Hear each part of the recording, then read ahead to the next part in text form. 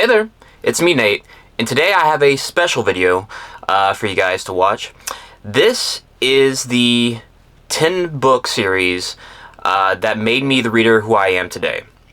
And by that, I mean that these are like the 10 book series that I read growing up in my youth that really went on to influence my taste in books and the things I kind of look for.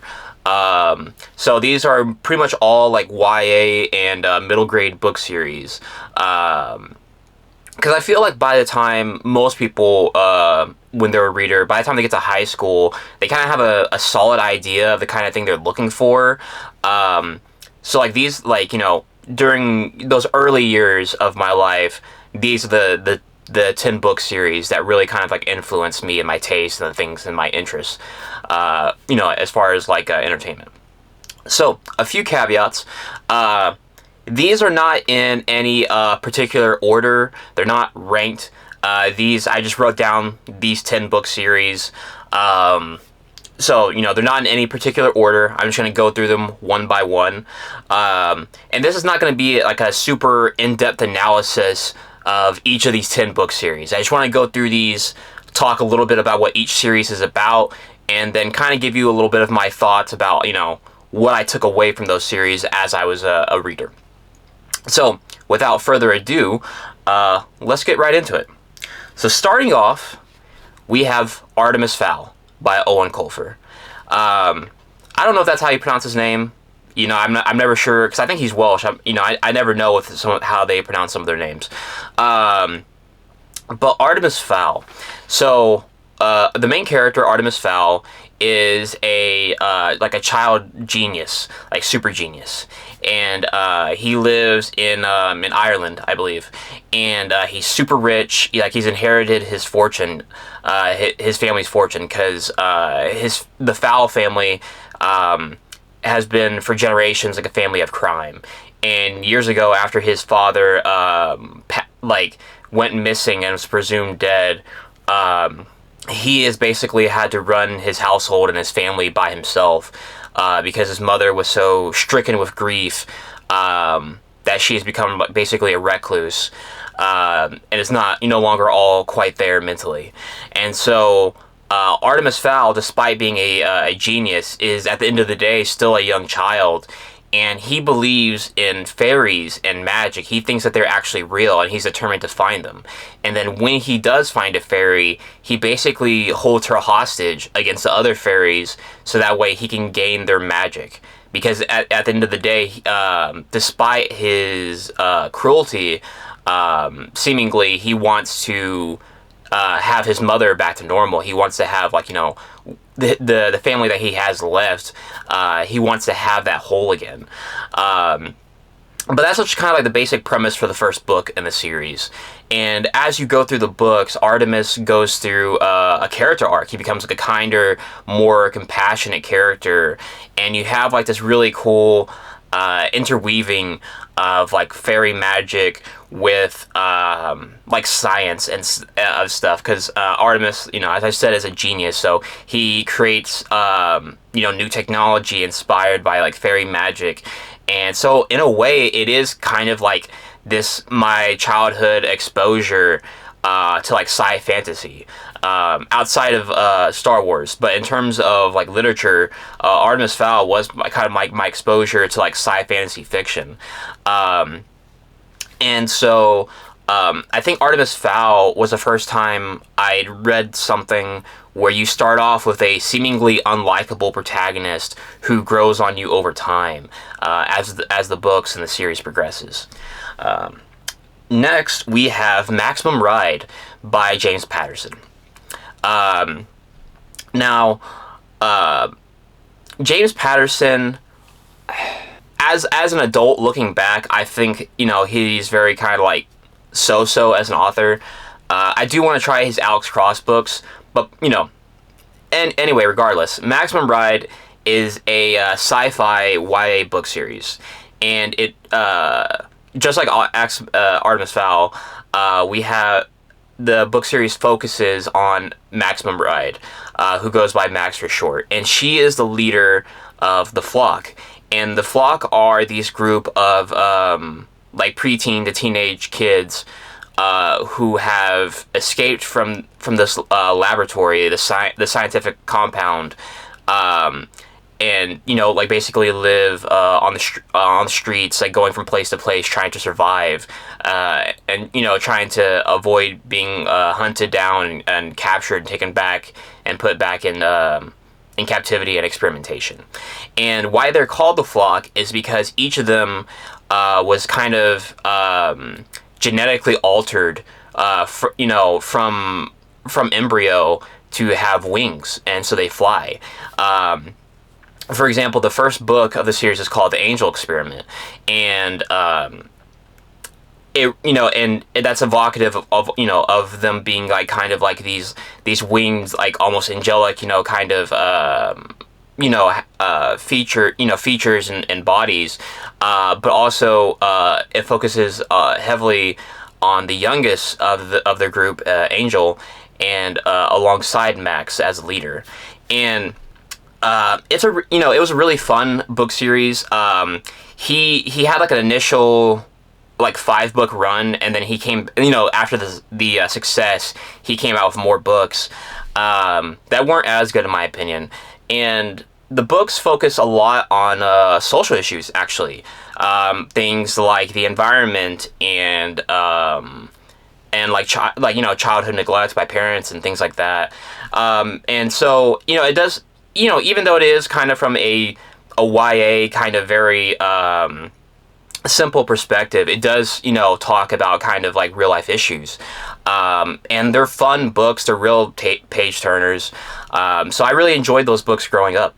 So like they're very much like if you take very light sci-fi and mix it with a thriller. So they're highly enjoyable books. At least that's why I thought so at the time.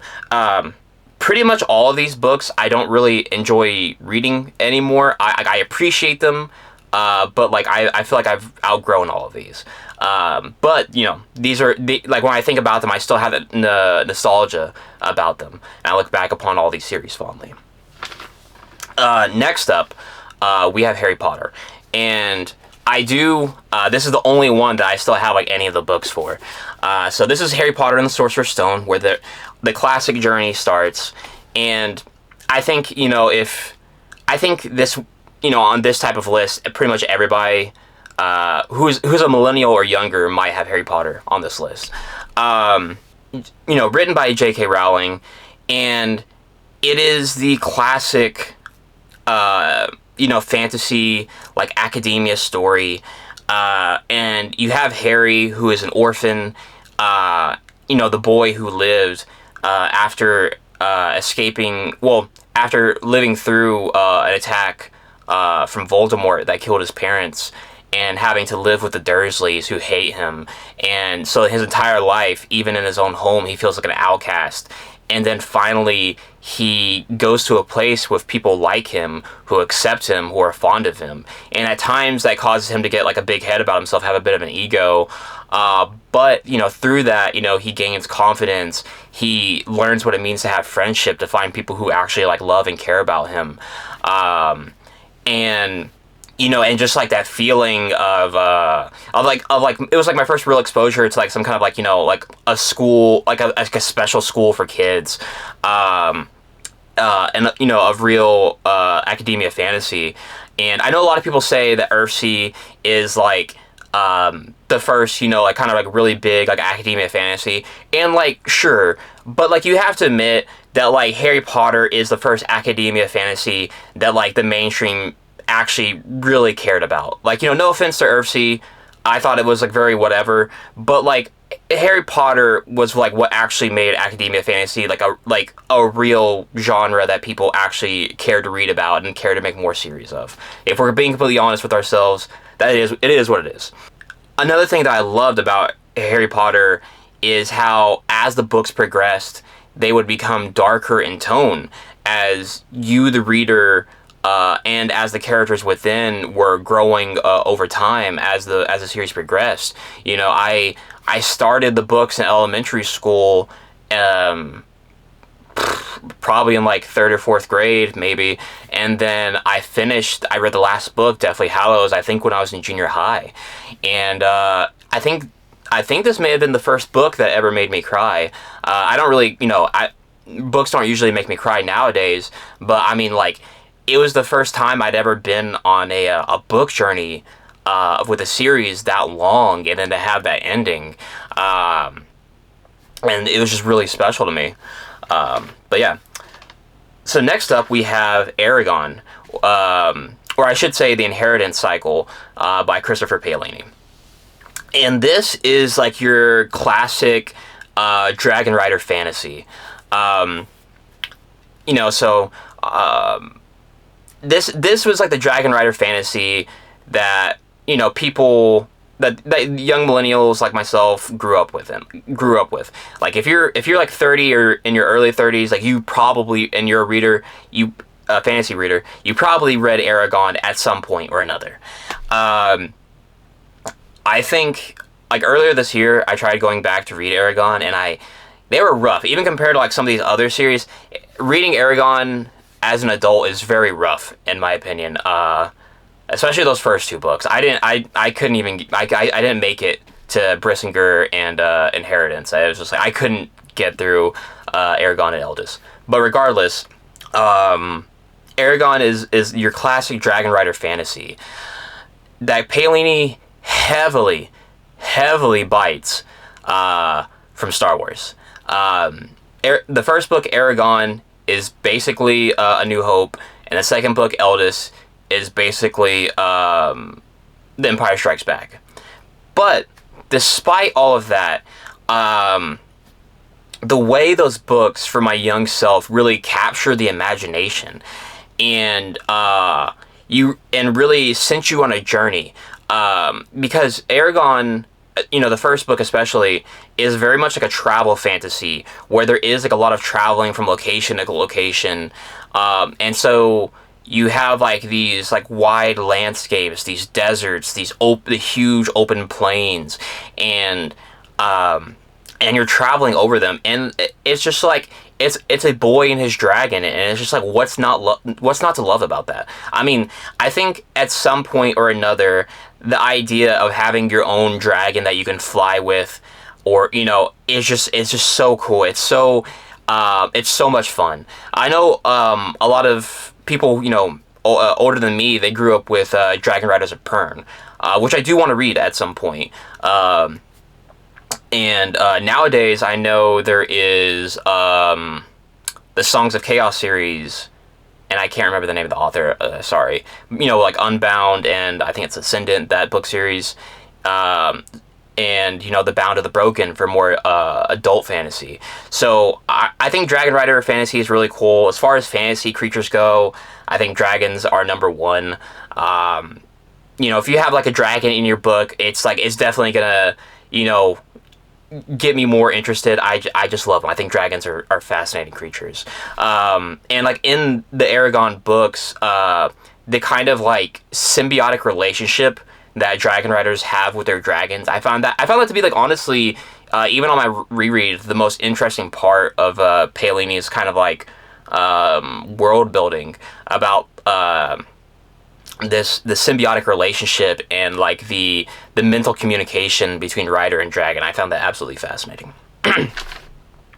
So this is another kind of fantasy academia series, and this is Charlie Bone by Jenny Nimmo. Out of this whole list, this is probably one of the least well known, I think. But basically, this is academia fantasy like Harry Potter, but I would say it's a little bit more probably like urban based, because it takes place more in like modern day. Well, I mean, Harry Potter also does take place in like 90s, early 2000s modern day, but like, they're off in like Hogwarts. They're behind the veil, if you will. But like Charlie Bone is more kind of like in regular towns with like regular people.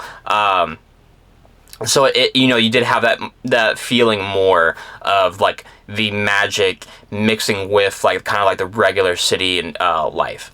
And Charlie Bone is about obviously Charlie Bone, and he has the gift to like look into pictures, or to like communicate with people inside of pictures and photographs, and later in the series actually able to like transport himself inside the pictures themselves.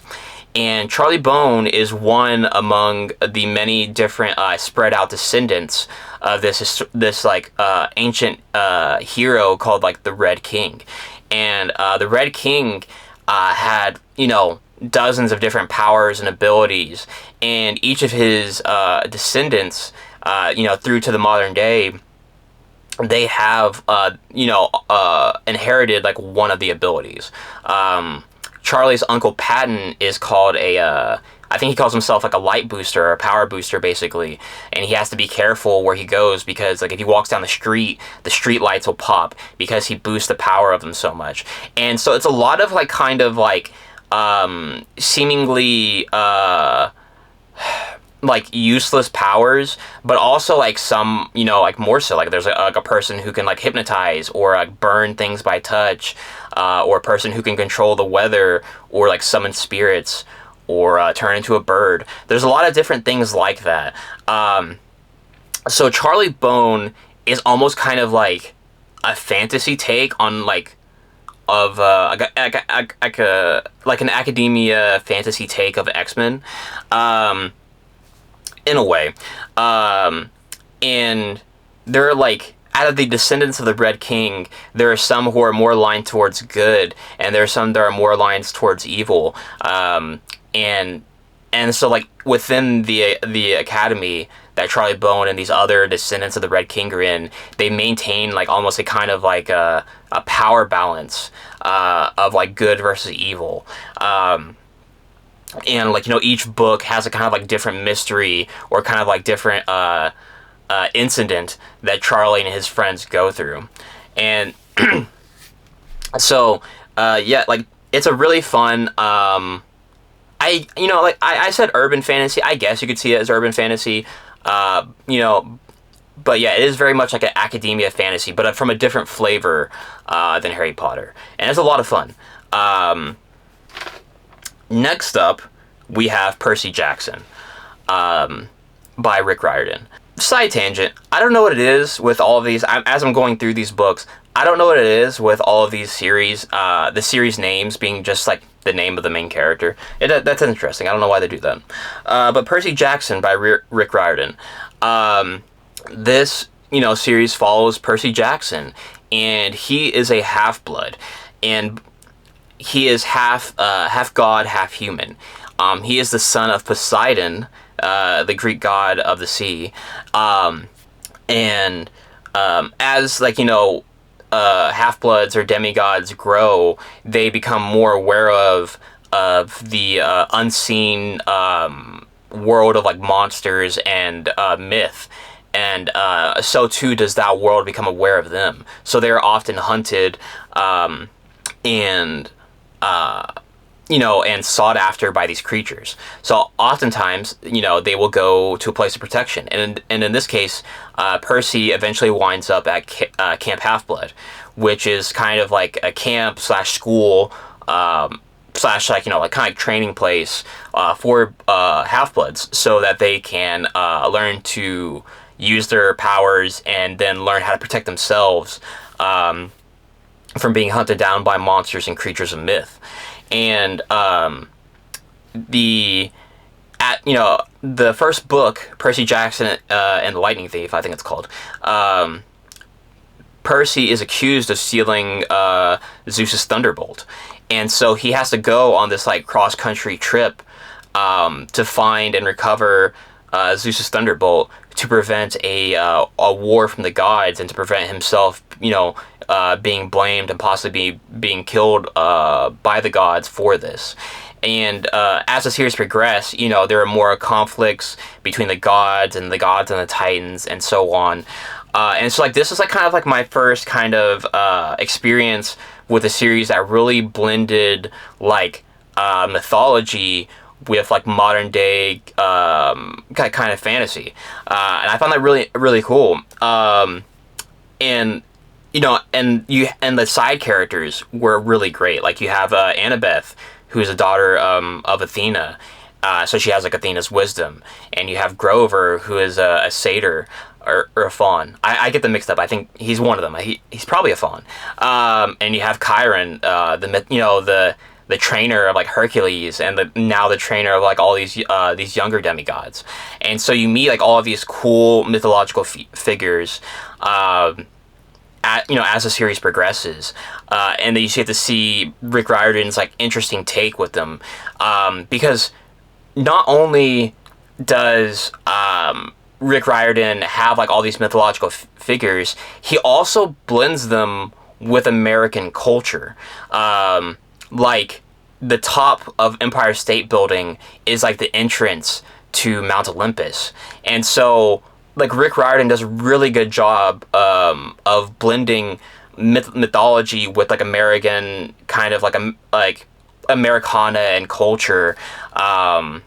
And I think, what was it? Was it like Vegas was like the entrance to Hades, because it's like a scene as like kind of like a land of like vice and stuff like that, or was it LA? I don't remember. But anyway, I think Rick Riordan does a really good job of like blending mythology with like fantasy, and like putting it into like a modern kind of lens that's approachable to young readers.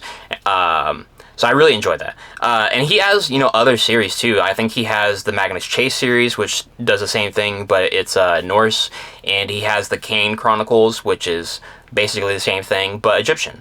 And like those series, and all three of those series are like in the same world, and they all kind of cross over at different points. And so it's really cool. Septimus Heap by Angie Sage. Now this is a bit more traditional fantasy. It's like very, it's not like in modern day.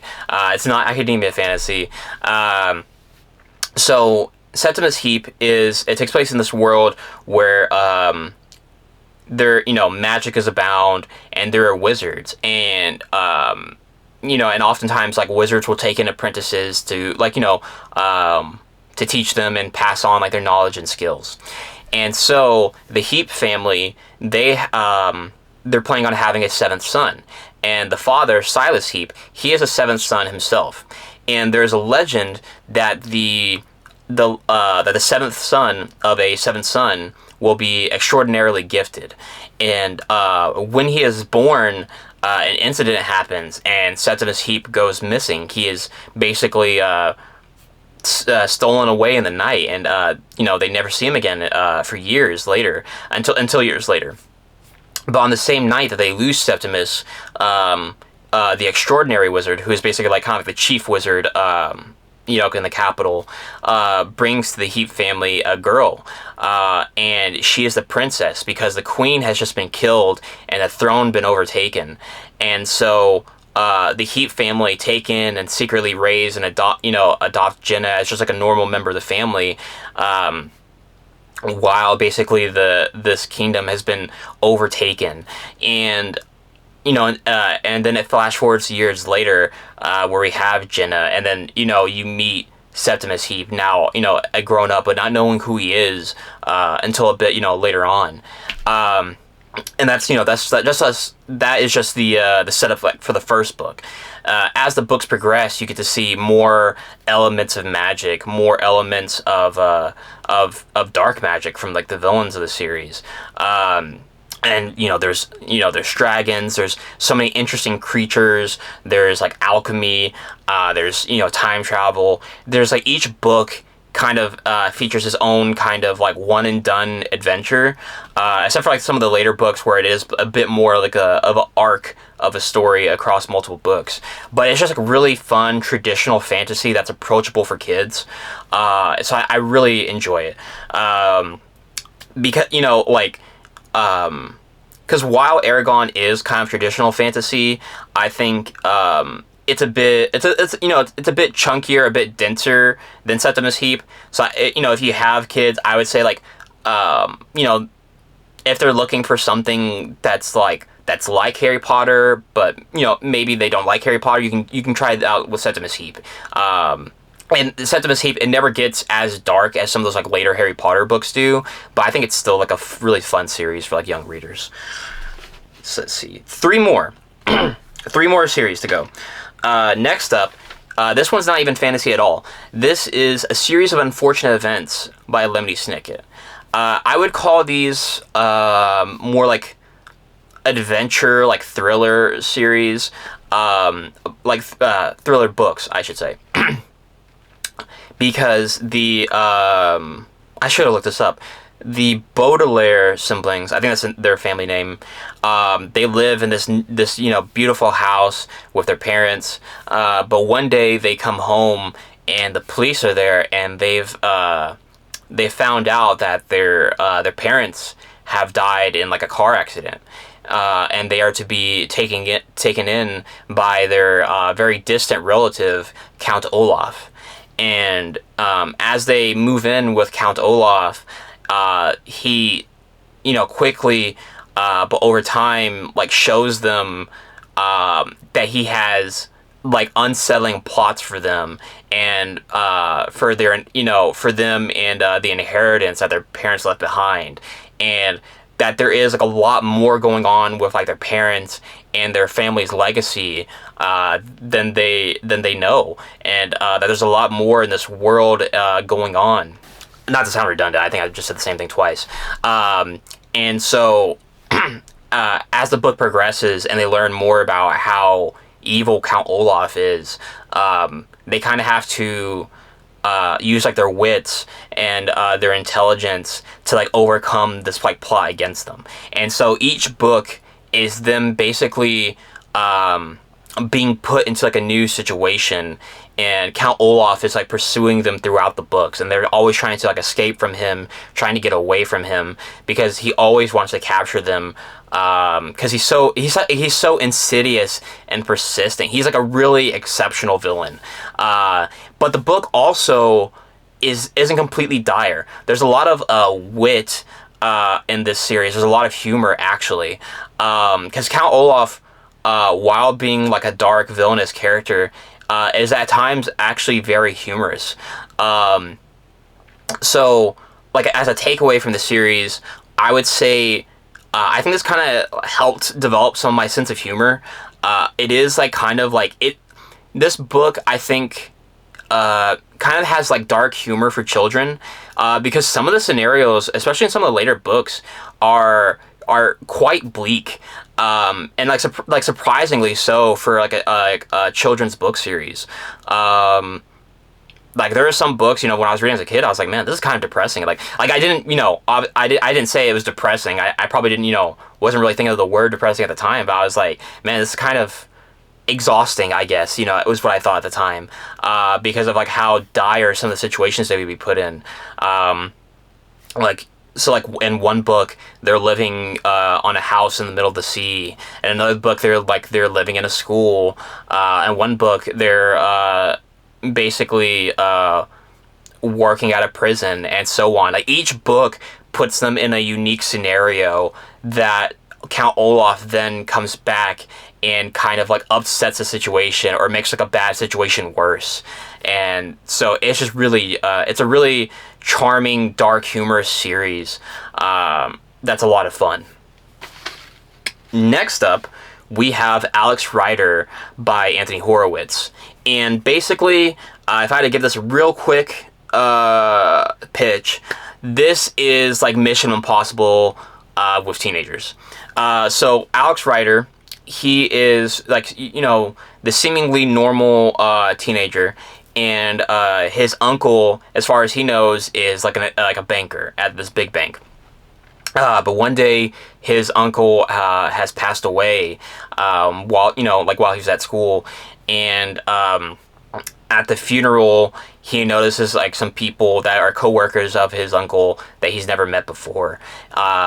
And he notices he comes back from the funeral, and he notices that his home has been searched through, and he notices like people watching him. And so after kind of like doing his investigating and then confronting him, he discovers that his uncle was actually a member of MI6, which is like England's version of the CIA. And so basically they recruit him to work as an agent, to go and do missions that would be too hard for like an adult to be able to like get into and go undercover. And so from book to book, just like Tom Cruise Mission Impossible, he goes, does these different missions, these different scenarios, that challenge his wits, it challenges his intelligence, his, put him in these like, life-threatening situations. So this is like your classic kind of like spy thriller fiction. It's a lot of fun.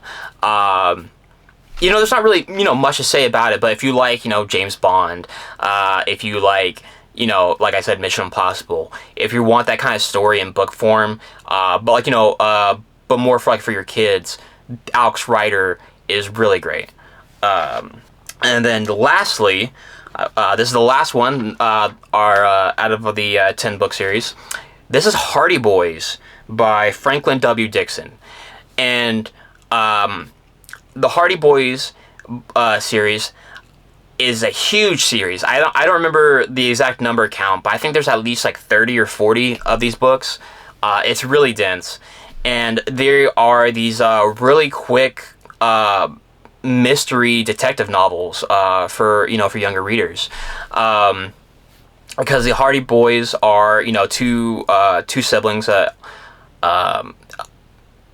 I can't think of their names off the top of my head, but anyway, the two Hardy Boys, they're brothers, and they go through different cases because their father is a detective, and sometimes they help him out on cases, or sometimes they come across an incident on their own, and that evolves into like this deeper mystery.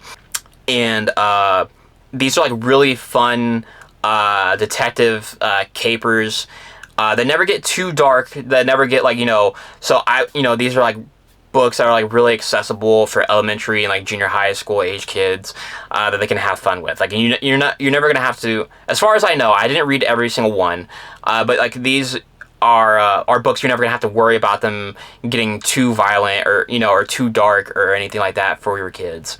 Like these are like the boy equivalent of like Agatha Christie novels. Not saying that boys can't read Agatha Christie, but you know what I mean.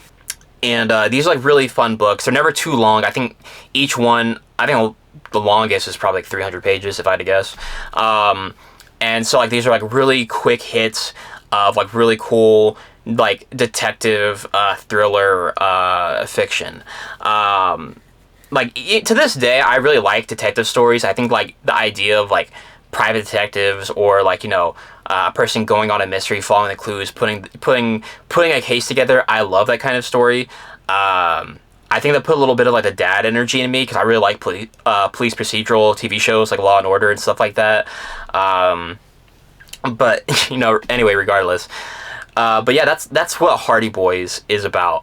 It's a really fun series.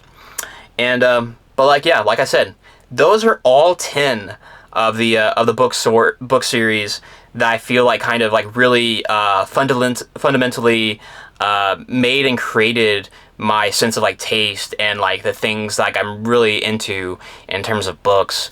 And so I don't know how long this video is. I don't know how long I've been talking for. I'll have to see once I'm editing this.